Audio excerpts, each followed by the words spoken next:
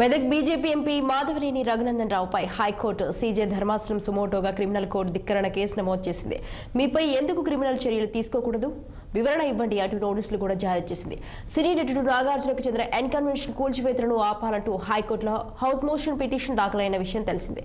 అయితే దీన్ని విచారించిన సింగిల్ జడ్జి ధర్మాసనం కూల్చివేతలపై స్టేట్ సక్కు ఇచ్చింది.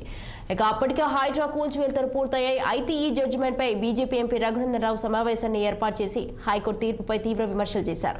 దీనిపై ఓ న్యాయమూర్తి తీవ్రంగా స్పందిస్తూ హైకోర్టుకు దురుద్దేశాలు ఆపాదించే విధంగా వ్యాఖ్యలు చేశారంటూ ప్రధాన న్యాయమూర్తి అలోక్ అరేదేకు లేఖ రాశారు. తన స్టేట్మెంట్ ప్రజల్లోకి వెళ్లడానికి న్యాయ వ్యవస్థకు దురుద్దేశాలను ఆపాదించారు.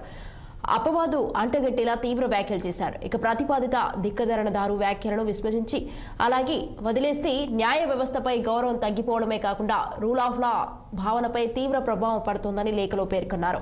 దీన్ని CJ Aradhe justice J Srinivasarao ధర్మాసనం సుమోటోగా క్రిమినల్ కోర్టు ధిక్కరణ కేసును నమోదు చేసింది.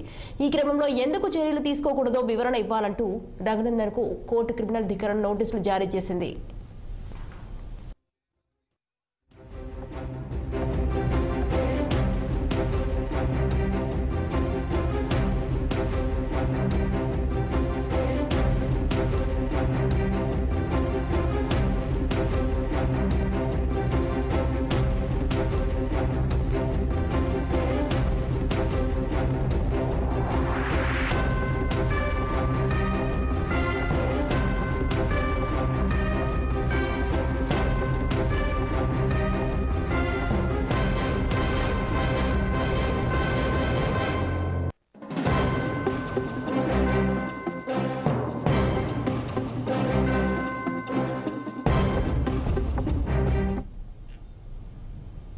తిరుమల